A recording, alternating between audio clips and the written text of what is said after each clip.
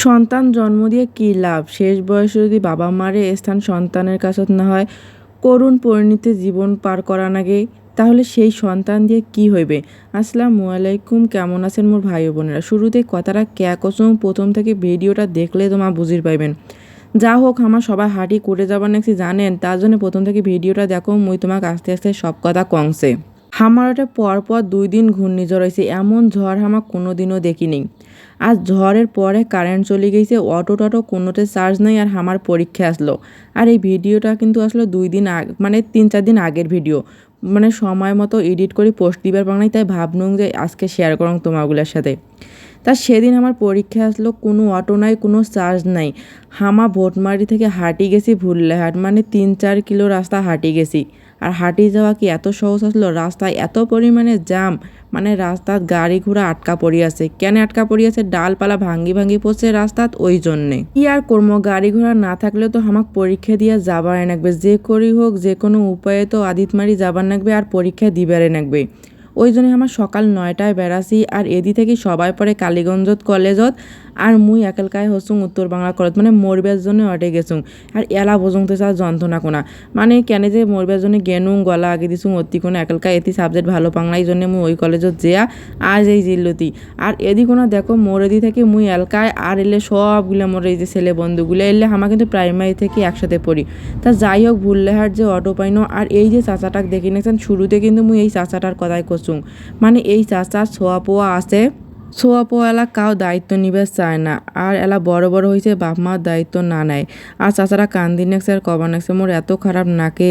ওই জন্য কোনো যে ছোয়া পোয়া থাকি লাভ কি, যদি এমন জীবনযাপন পার করা নাগে। তারপর কাকিনি আসি এখন মাহেন্দ্র পাশি, মাহেন্দ্রত কোনো জায়গা নাই। এই যে ছোয়াকোনার মাও পড়ে গেছে চাপাত, ওই জন্য কোনো যে ছোয়াকোনাত মুখ দেওয়া, মোরকোলা তেরকোনা বসুক, আর তোমা ওদিকোনা ধরেন। কারণ পেছনত বসছিল 6-7 জন, আর এই ছোয়াকোনা চাপা পড়ছিল, ওই জন্য কোনো মোড়ের কোলা দেওয়া ছোয়াকোনার মাও ফির পরে মোরকোলা দিছে ছোয়াকোনা। তারপরে এই যে দেখো, আমার কাকিরা থেকে লালমনিহাটের ভাড়া দিয়ে আদিতমারি আসনো পরীক্ষা দিবে। তা যাই হোক, পরীক্ষা দিছি, তাও তো ঠিকভাবে পরীক্ষা দিছি। অটো নাই, ভ্যানত করি, অটো রিক্সা করি, কি জিল্লতি করি যে পরীক্ষা দিবার আসনো। সেই 9টার সময় বেড়াচ্ছি, সবারে খুব খিদে লাগছে, মানে কোনো খাওয়া দাওয়াই আমার হয় নাই। পরে এই যে দেখো, সবাই মিলিয়ে খাবার আসনো হোটেলত, আর মুই এদিকোনা থেকে মুই একেলকায় পরীক্ষা দিবে যাং।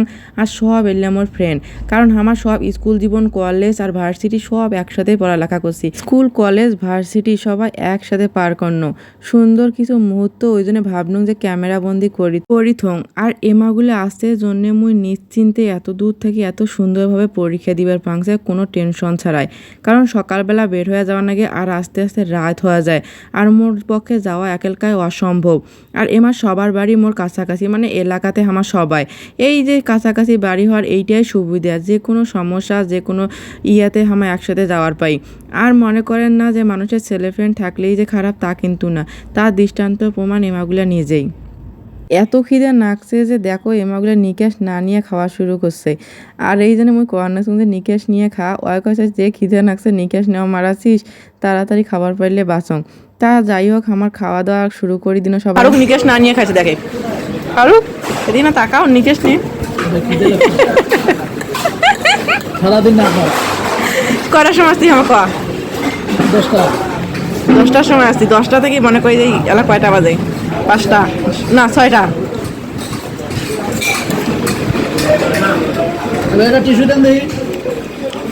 আমার খাসি পরাটা, আর মোর একটা বন্ধু আছে, ওর হয়েছে আলসার, ওই জন্য পরাটা খায় নাই, ওই খাইছে খিচুড়ি। তারপরে খাওয়ার পরে চা খাবার নাকি সবাই মিলি।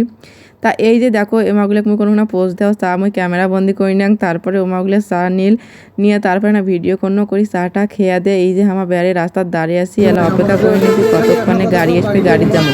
আদৌ অটো পাবো কিনা সেইটাই সন্দেহ। তারপর দাঁড়িয়ে দাঁড়িয়ে একটা খিলিপান খাইনো, তারপরে মুই একটা খিলিপান খাইলাম। খাওয়ার পরে এই যে দেখো, আমি অটোর জন্য অপেক্ষা করে নিয়েছি, কিন্তু কোনো অটো নাই। অটো করে মানে আধা ঘন্টা খানেক দাঁড়িয়ে আসনো। দাঁড়িয়ে থাকার পরে মনে এখন ভ্যান আসিল, সেই ভ্যানত করিয়ে হামায় এবার যাবো বাড়ি। তা এই যে দেখো, ওমা দুজন বসে সামনত, মুই ভ্যানের পেছনত বসুন এলকায়।